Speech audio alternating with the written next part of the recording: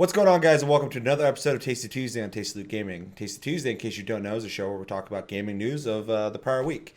My name's Seth. I'm Chevy. And we have some pretty good topics to talk about, some a little shorter than the other ones.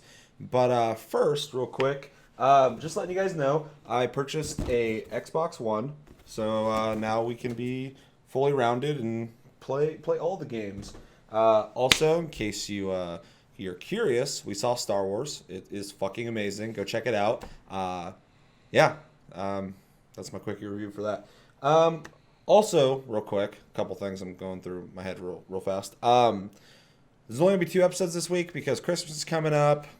No one's going to be watching then, so it's going to be a really brief week, but the week after, we'll be right back to normal. And what else? Plus Club next week. Make sure to come back for that. I think they'll be on a Thursday. I think so. Wednesday or Thursday because of Friday's the 1st. So, let's get into the news. For our first bit of news today, with Parappa the Rapper 2 coming out for the PS4 and Max Payne and King of Fighters 2000 coming soon, Sony actually wants to know what games we want to see from the PS2 coming to the PS4. You can do that by...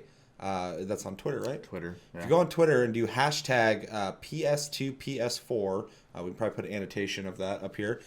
You can put in what games you'd like to see come to the PS4. What do you think of that? I've already participated. Okay. Yeah. I actually, just to give my short list real quick, I requested the .hack series, the Xenosaga series, Dragon Quest 8, Final Fantasy 12, Champions of Norath, and That'd be a cool one, yeah. I know there's another one. You did a shitload. I used every character I could because there's a ton of games that I don't get JRPGs anymore. That's kind of part of that golden age. Definitely. What do I think about it? I think it's awesome. Obviously, I've done it already. I think it's great that a company that obviously needs our dollars, but generally doesn't need our opinion on things, is actually like reaching out to its consumer and being like, "Hey, what do you guys want?" Yeah. And it just shows like they're actually paying attention to the priority of it for us. It's very Steam of them to do. Yeah. It's very Valve-like because Valve, their whole business policy is to listen to people and what they... I watched a thing where they said, we want to sell you stuff, so we're going to listen to what you want us to sell you so we can sell you it. Right. And I was like, that's I mean, it's business. I know they're not doing it as a charity and they're not like... they're the good guys, but at the same time, they got to make money. So, like a business tactic is to listen to what people want and offer it to them. And it sounds like they're doing the exact same thing. And it's worked out fantastic for Steam. I mean, Steam's community is fully supportive of Steam and love it. We all love it. PS4 has been treating us with the same respect. And, I think it's really cool. I haven't participated in it. I don't know if I will. I would like to think that I should, and I would, but... We'll see if it happens. I actually don't like getting on Twitter. But really cool to let people have their voices be heard. Yeah. I just kind of a side note that's related to the PS2 emulation. While looking up the story, I still saw that people are complaining about the price point of the PS2 games. I think it's a little strange to complain about a product that someone has put extra work into. I don't even think it's this isn't like a real quick re-release of a port. I mean, it technically is, but they added achievements, which people are achievement whores. They want that. I know people who will literally buy games just for that. And then you have all the features that the PS4 has. It's not just you're taking your disc and putting it in and playing an old game. That would be great, but you are buying a produced product. It's been touched up, so yeah. So there's been work in it. I think $10 is completely fair. $15 is completely fair. If you can't afford it, that sucks, But they're gonna go on sale eventually. Yeah, exactly. But yeah, I don't see a problem with it. It makes complete sense. I think people are just thinking that they're getting swindled because they already owned it and they feel like they're rebuying it. And technically you are, but you didn't have those features, so that costs. They had to put work into it. Right. So they're selling you a new product at that point. So that's it for that. For our next bit of news, the PlayStation VR that's supposed to be coming out next year, no date or price announced yet. is going to come with an external processing unit to assist it. So the way, at least that I've read it, is that the VR will plug into a processing unit, which is a little smaller than the Wii U console, and then that unit will plug into your PlayStation. And like you said, it's a processing unit, so it's taking on it's lessening the burden for the console. And you don't have a heavy ass VR unit on your head, yeah, because theirs seems really low profile compared to the other competition too. Yeah, it's very sleek. Yeah. Sorry, it's not like you had more to say to that though. No, I was essentially just gonna say this doesn't really surprise me that much. Me neither. In fact, depending on how it is and how long the cord, stuff like that, it's the same as just plugging it in anyway, except for there's a brick in between. Mm-hmm. And yeah, it makes complete sense. If it makes everything work good the way it's supposed to work, great. And yeah, I mean, it makes sense for me though. Like you don't want to put all that shit up here because it's gonna be in your head. Right. They want you to wear the thing. If it's uncomfortable, you're not gonna want to wear it. So I kind of like this though, to be honest, because it does allow them to make a super low profile piece of headgear. Yeah, because just screens. I mean, wearing something on your face for an extended period of time, even wearing glasses, like after the end of the day, it wears on you. Like my nose is sore, the ears get a little sore. I mean, imagine something bigger, bulkier, with a bunch of hardware installed into it, and if they can lessen that burden so that you can sit there for longer periods of time actually using it, I think that's just nothing but a good thing. Definitely. So. No, yeah, it's good. It's expected, in my opinion, and it's just a smart decision. I'm sure once they can make the processing units smaller and lighter, they'll probably make a sleeker version of it at some point if this is a success. And yeah, I mean, really, I don't know how you could have a negative opinion on that. So. Yeah, no, that was a good way to word it, anyways, because they did say that this is the first edition of it will come with an external processing unit. Yeah, exactly. So, yeah. Yeah. So there surprisingly is a new cartridge-based console coming out in 2016. Crazy, I know. In fact, in my opinion, really exciting. It's being made by Coleco. It's called the Chameleon. And yeah, it plays 8, 16, and 32-bit games, which Coleco believes is growing in popularity. It's about the first console in 2 decades to use cartridges, so we're harkening back to older technology. And their focus is bringing gaming back to a more simple time. I'm just going to jump in real quick. I think it's really neat. It sounds very novelty to me, but I think there's room for it, especially nowadays how you can make hardware and software for cheaper than ever. I think this, I don't think they're looking to make the big bucks like Xbox and PlayStation. But I do think now, if any time, is probably the best time for them to do this. A while back when gaming was kind of dying around 2008 to 2012, would have been a horrible time to try and do that. Too adventurous, yeah. Yeah, because you had to make things that were going to sell for sure. Right. Now we're at a time where, there's so many options, so many games, too many games to fucking play, that almost like going back and just playing like a 16-bit game or 32-bit game on like a cartridge-based console could sound appealing. Yeah. I would love to see the controller. I think that'd be a huge selling point for me. There's a picture. You could probably include it, actually. Okay. I haven't seen it yet, but we'll put it up there. I'll check it out. Hopefully it's cool. And I'm just kind of excited to see people design, 8 to 32-bit games again. That's kind of neat. It is because neat. A lot of people in the indie scene do that already. Mm-hmm. And I'm hoping that as being like a bigger company, they can kind of offer something a little grander. Right. And obviously, sales on a more wide scale, they're going to need exclusive titles. Absolutely. That's going to be the hard part. Getting indie games to just go ahead and make a cartridge version is not going to be difficult. Yeah. One side note I do want to kind of back up a second with is just give you a description of the controller. It seems similar in shape to an Xbox controller. Okay. But Makes instead sense. of the joysticks being offset like this, they're actually both up top on the controller. And then underneath the right joystick is the 4 buttons. It's kind of weird looking. That doesn't sound good, but I'll have to check it out. Yeah. That does not sound appealing. Otherwise, the console looks pretty neat. I mean, it looks very much the other note I want to bring up. These guys haven't made anything since ColecoVision. Yeah, when I read about this a couple days ago, and I saw that name, I was like, they're still around? Yeah. I had no idea. I didn't either. So that's kind of neat. I don't know much about Coleco. I didn't really play a whole lot of their stuff. No. But it's cool to see something like that kind of come back from nowhere. Like, it's before my time, and I think that shit's old. I think it was 80s. Yeah. Yep. Real old stuff. So it's kind of neat to see them. It's like if Atari came back and was like, hey, we're going to make a console again. It'd be weird.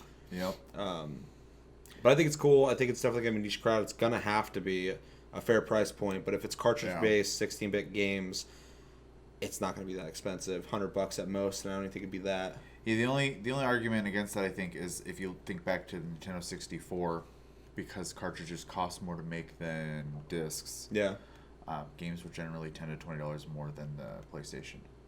So. Yeah, but the games could probably be more. I'm talking about the console. I don't think it will be that expensive. Oh, no, probably not. I'm sure the technology there is simple. It's just reading 32-bit games from a cartridge. On a glorified flash stick, essentially. Exactly, yeah.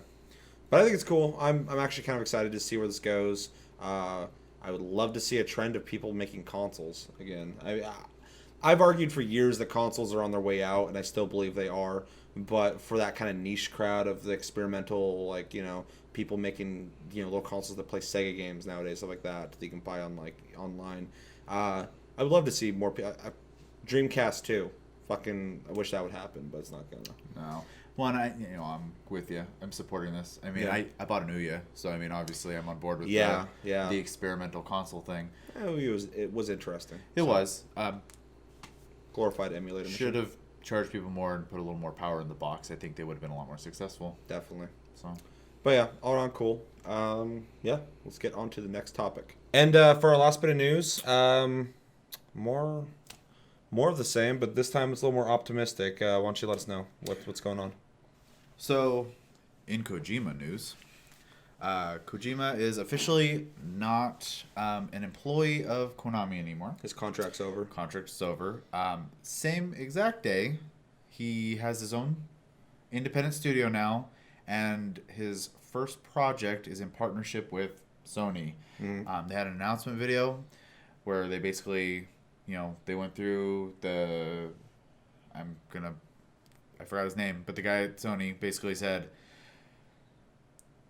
this, basically talked Kojima up, blah, blah, blah, blah, and then, here he is, we are proud to have this partnership type of thing. But some interesting things to know about that is this is a console Sony exclusive, but it will come out for PC. They don't know what engine they're going to use yet because Konami technically owns rights to the Fox engine. Assholes. I know Kojima had also said in an interview that he had thought about taking a year off, but I guess he has a friend in Hollywood who convinced him that he should just continue working. It's better that he's already in the news anyway, so it's better publicity if he just goes right back into it and goes. Yeah, he could really make this work for him.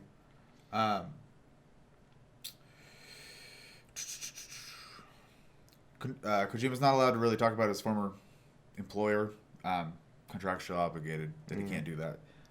But he said that Sony was the right partner for the next game. I feel like this is an environment where I will be able to make something and feel comfortable, and I believe that's the environment I need right now. And then the last bit here is he's very interested in developing for VR. He's just no plans yet. So. Yeah. So to kind of shrink that up, left Konami, his contract ended on the same day his contract ended. Sony fucking comes out, says, hey, we're working together, which makes complete sense. Big fuck you to Konami. It makes complete sense that he would go back and work for Sony because of the they already have a connection. They've worked together for years. Like I said before, it's kind of like just going back and getting support from your friends. They've had a good business relationship for a long time, and he's right at home with Sony. A bunch of people from Kojima Productions over in Konami actually came over to this Koji Pro, as some people are calling it, which is awesome to hear. I'm happy. This is goddamn Phoenix Rise from the ashes. Fucking Kojima's back. No more Konami bullshit. We can all forget about them. They're gonna make a Metal Gear Solid, I guess, on their own. Yeah, they're hiring right now. I don't even know what to fucking think about that. Yeah, but no, I'm really excited for him and for us. I love Metal Gear Solid, but I've always wanted to see what he could do otherwise, and he's been wanting to do the same thing. This is finally like the push that makes him have to do it. Because he's been trying to quit Metal Gear Solid for so long. He's done. He has to be. So it's gonna be really cool to see what he does. I would love to see some kind of mech game from him.